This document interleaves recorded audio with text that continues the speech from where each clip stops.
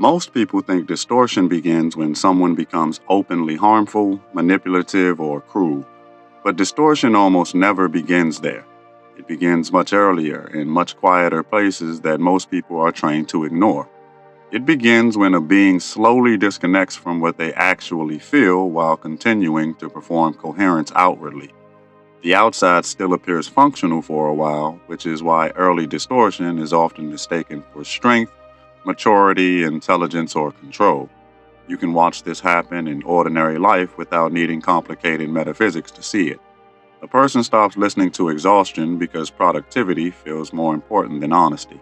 Someone suppresses grief because vulnerability threatens the image they built around themselves.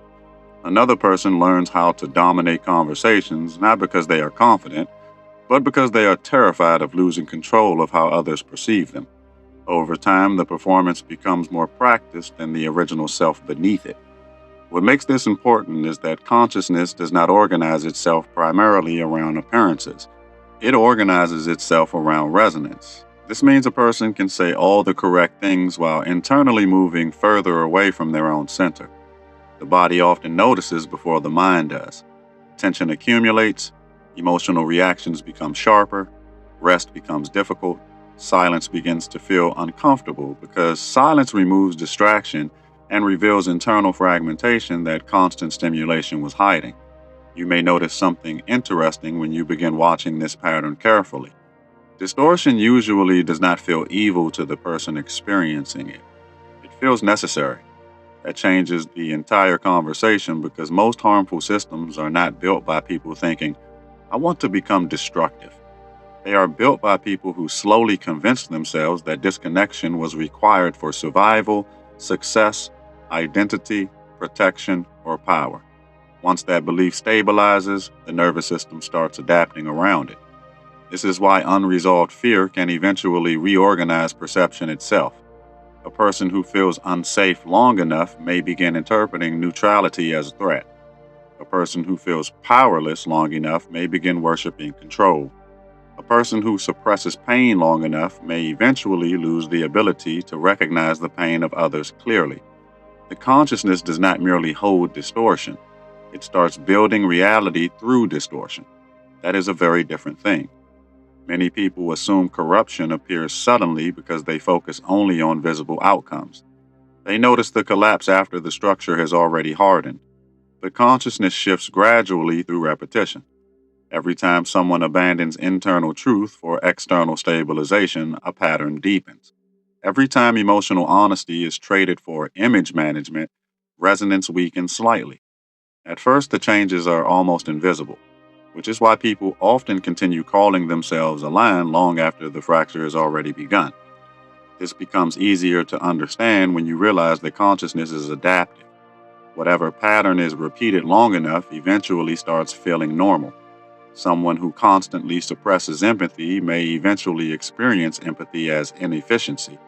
Someone who continually seeks domination may begin interpreting softness as weakness. Someone who relies on manipulation long enough may stop recognizing authentic connection because transactional thinking has overwritten relational perception. The system adjusts itself around whatever survives repetition. That adaptation process is one of the most important mechanisms to understand before exploring darker consciousness structures. People often imagine harmful systems as fundamentally alien to ordinary experience, but many destructive systems are simply ordinary distortions amplified, reinforced, and organized collectively. The same emotional mechanics visible in one person can scale into institutions, ideologies, cultures, or civilizations. Fear scales. disconnection scales, emotional fragmentation scales. So does the pursuit of control. You can already observe this in smaller ways throughout modern life. Many people no longer know how to rest without guilt because their worth became attached to output. Others cannot tolerate uncertainty because identity has become dependent on being correct. Some people consume endless stimulation because stillness threatens to reveal emotions they have not integrated. None of this makes someone irredeemable, but it does reveal how quickly consciousness can move away from coherence while still appearing socially functional. What makes distortion dangerous is not intensity alone, it is self-justification. Once a person begins believing their disconnection is wisdom, growth becomes difficult because feedback itself starts feeling threatening. This is why some individuals become more rigid as they become more wounded. Flexibility requires enough inner safety to allow self-examination. Without that safety, the mind often protects identity before truth. It begins defending the structure even when the structure is producing suffering. You may notice that many people secretly fear being wrong more than they fear causing harm. That sounds harsh until you understand the mechanism beneath it. If identity is built entirely around certainty, then contradiction feels like annihilation. The nervous system reacts defensively because the person unconsciously equates correction with collapse. This is one reason distorted systems often become hostile toward nuance, complexity, vulnerability, or reflection. Those things destabilize rigid identity structures. The deeper implication is that consciousness can become trapped inside survival patterns long after the original danger has disappeared. Someone betrayed repeatedly may continue controlling every relationship even after entering safe environments. Someone who learned emotional suppression in childhood may still disconnect automatically decades later without realizing it. The pattern survives because the nervous system memorized adaptation as protection. What once prevented pain eventually prevents connection. This is why healing is not merely emotional relief. It is structural reorganization. A person does not become coherent simply because they understand themselves intellectually. The body, perception, behavior, emotional reflexes, and identity architecture all have to gradually realign. Otherwise, the person may speak the language of growth while still operating from old survival mechanics underneath. Many people experience this tension without understanding why they feel divided internally. You can often recognize the difference between coherence and performance through emotional texture rather than ideology. Coherent people usually become more open to reality over time, not less. They can examine themselves without collapsing. They can acknowledge uncertainty without losing identity. They do not need every interaction to reinforce superiority, victimhood, or control. Their nervous system becomes less dependent on domination because their internal stability no longer requires constant external management. Distorted consciousness moves differently. It becomes increasingly dependent on reinforcement. Validation becomes addictive. Control becomes emotionally regulating. Opposition becomes intolerable. The person slowly loses the ability to remain internally stable without manipulating the surrounding environment. This creates exhaustion because reality itself cannot permanently obey psychological defense structures. Eventually, pressure accumulates between what is true and what must constantly be maintained artificially. Many people misunderstand this and assume the solution is simply becoming softer, kinder, or more passive. But coherence is not passivity. True coherence often requires immense honesty because distortion survives through avoidance. A person may need to admit envy, fear, resentment, insecurity, dependency, or hunger for control before real alignment becomes possible. Without that honesty, spirituality itself can become another performance layer protecting fragmentation underneath beautiful language. That is why some people become more dangerous after gaining knowledge. Intelligence amplifies whatever structure it serves. If awareness develops without emotional integration, the mind can become extraordinarily sophisticated at justifying distortion. Someone may learn how to speak about healing while remaining internally manipulative. Another person may discuss consciousness endlessly while avoiding every real moment of vulnerability in ordinary life. Knowledge alone does not guarantee coherence. Sometimes it merely decorates fragmentation. You start seeing this more clearly once you stop dividing humanity into simple categories of good and evil and begin observing resonance patterns instead. Some people are moving toward greater coherence even while struggling visibly. Others are moving toward deeper distortion while appearing polished and successful externally. The direction matters more than the image. Consciousness is always becoming something through repetition, attention, emotional reinforcement, and lived identity. And once you begin seeing distortion as a gradual separation from authentic resonance rather than a sudden fall into darkness, many systems throughout history begin looking very different. Entire structures start revealing themselves not as random cruelty, but as accumulated disconnection hardened over time into culture, hierarchy, survival strategy, and identity. When you see that mechanism clearly enough, you also begin understanding why some consciousness systems eventually organize themselves around control first and resonance second.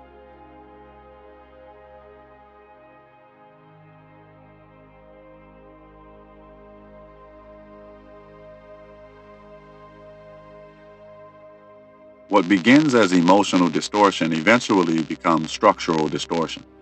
That is the stage where entire systems stop asking whether something is true, humane, or coherent and begin asking only whether it preserves power, stability, or control. Once a consciousness structure reaches that point, the original purpose behind the system often becomes secondary to maintaining the system itself.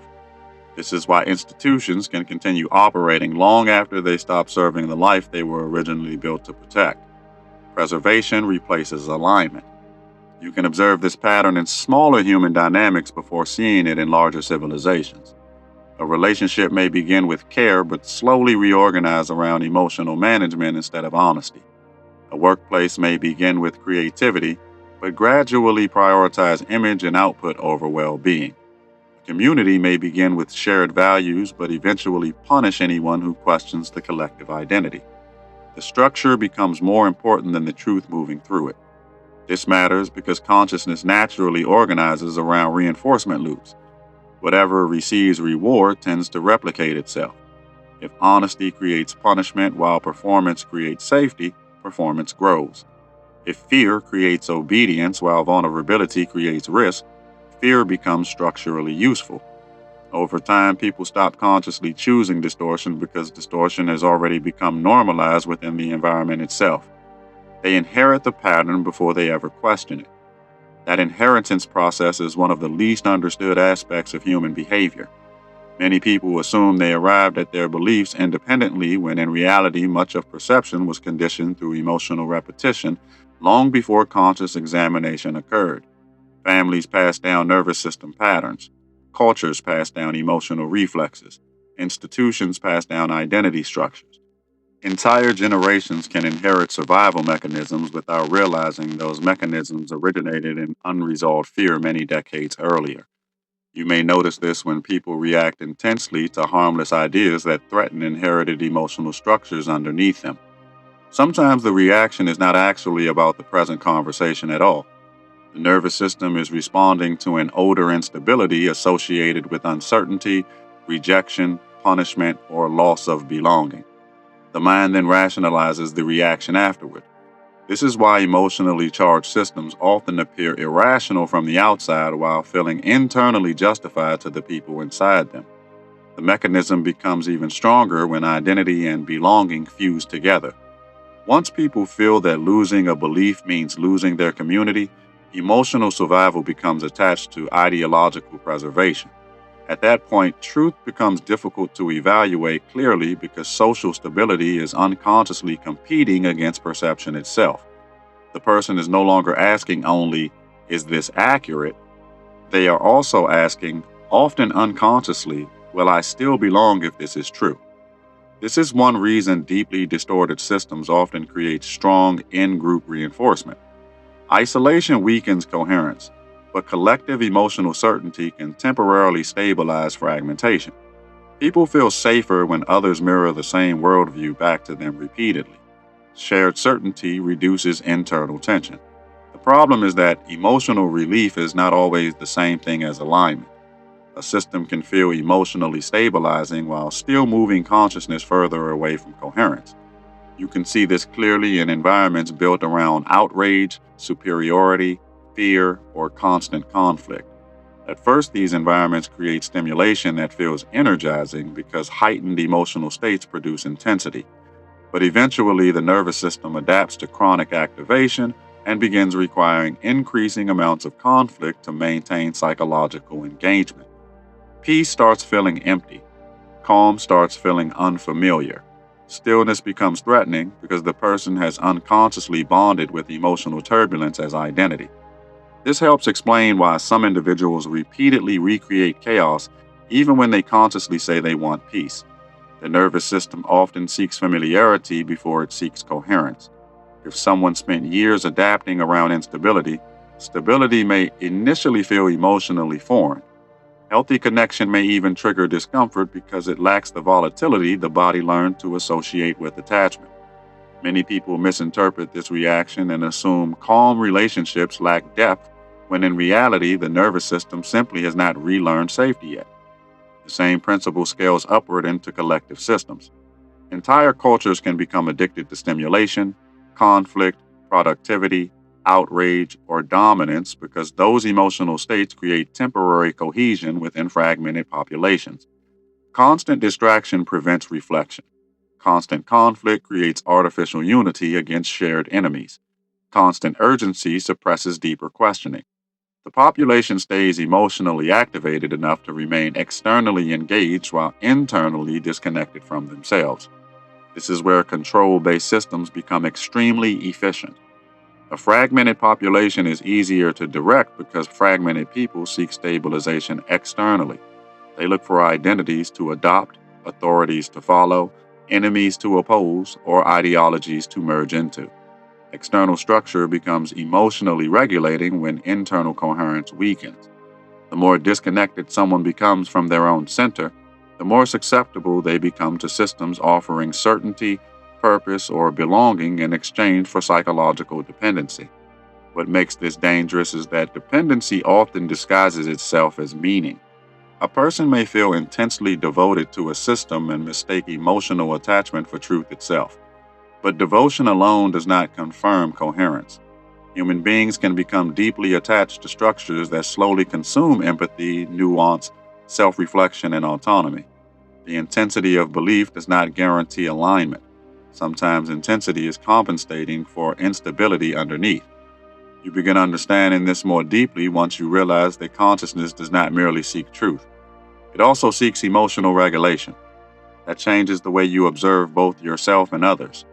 Many beliefs persist not because they withstand examination, but because they stabilize fear, identity, loneliness, grief, anger, or uncertainty. The mind protects whatever the nervous system depends on emotionally.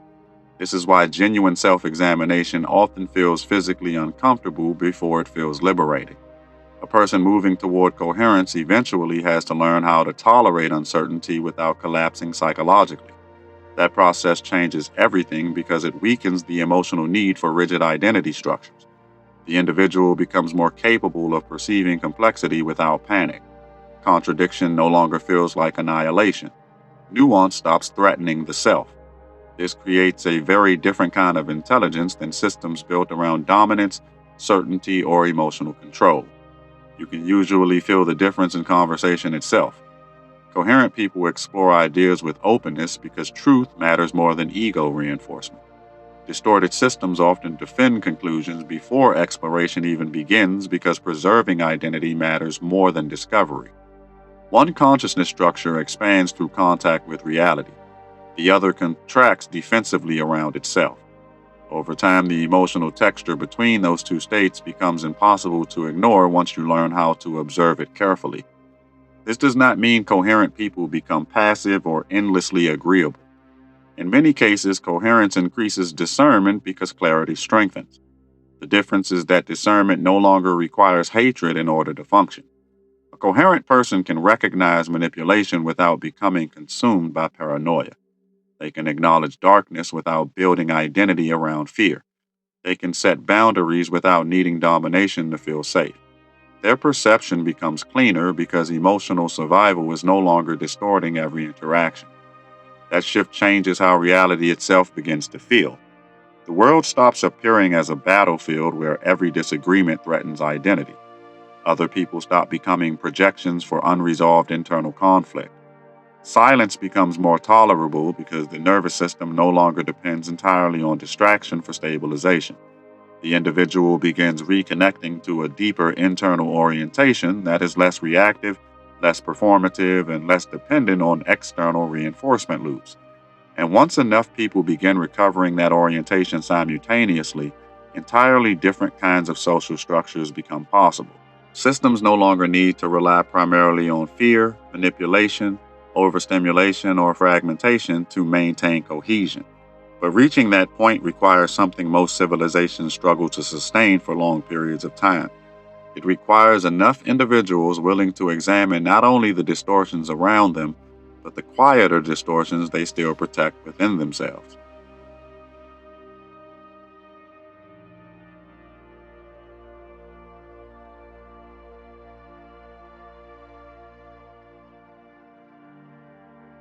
The deeper a person moves into coherence, the less energy they spend defending false identities.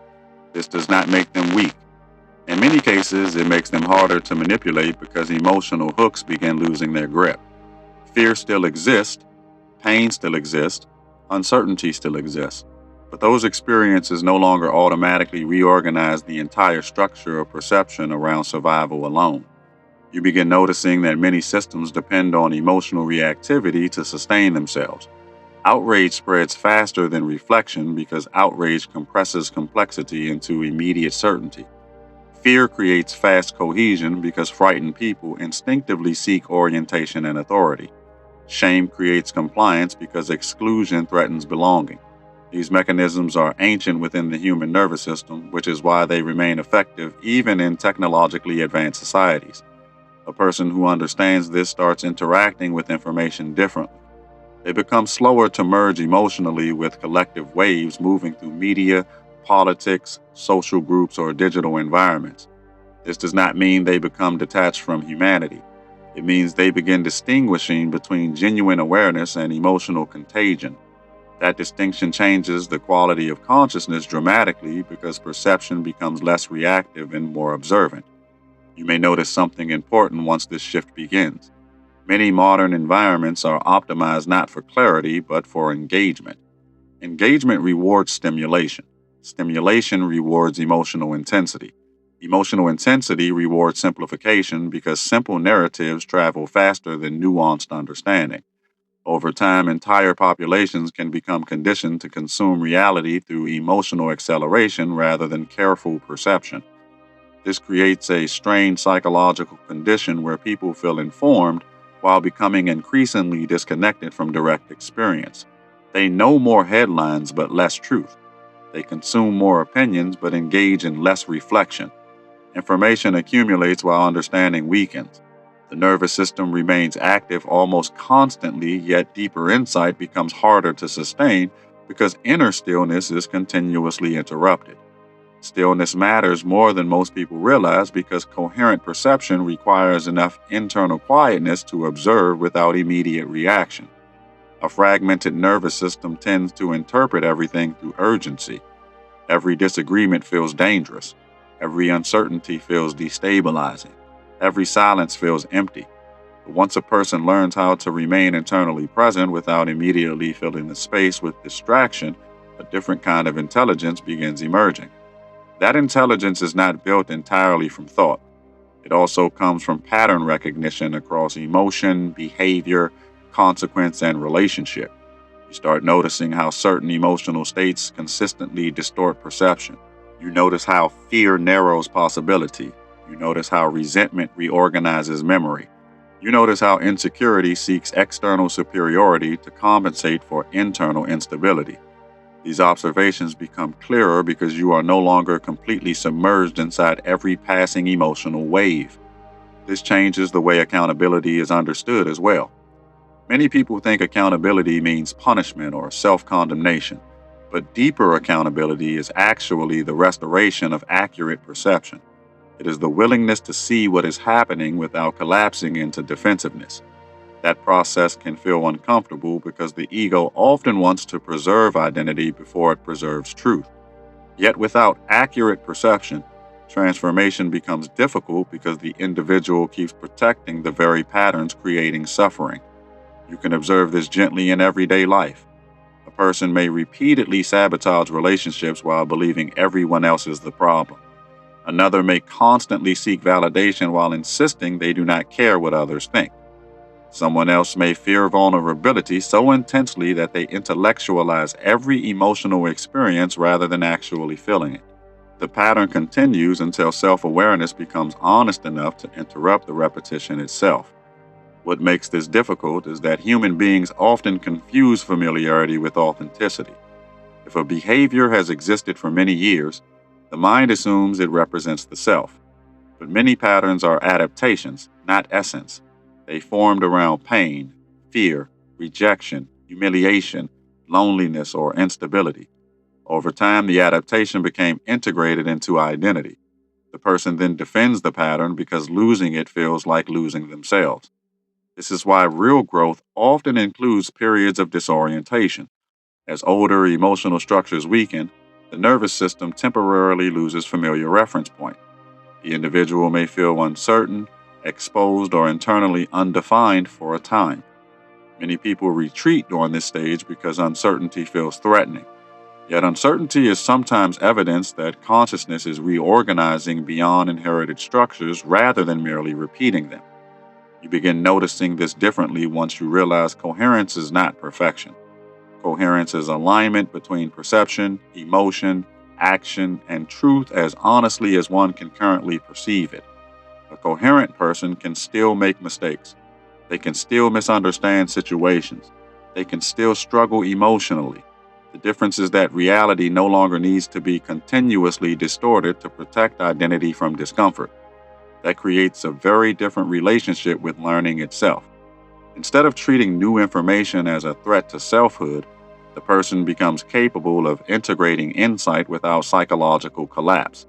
Curiosity increases because defensiveness decreases. Reflection deepens because ego rigidity weakens.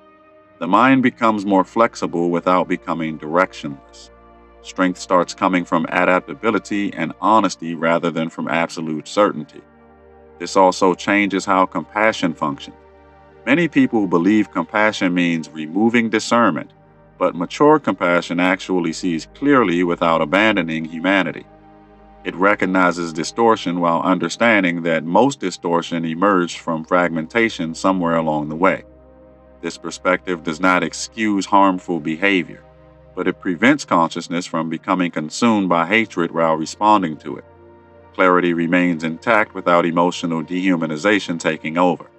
You may notice how rare this balance becomes in environments organized around polarity. Most systems push people toward extremes because extremes generate stronger emotional investment. Nuance is slower. Reflection is quieter. Complexity requires patience. But consciousness evolves through the ability to hold increasing amounts of complexity without collapsing into oversimplification.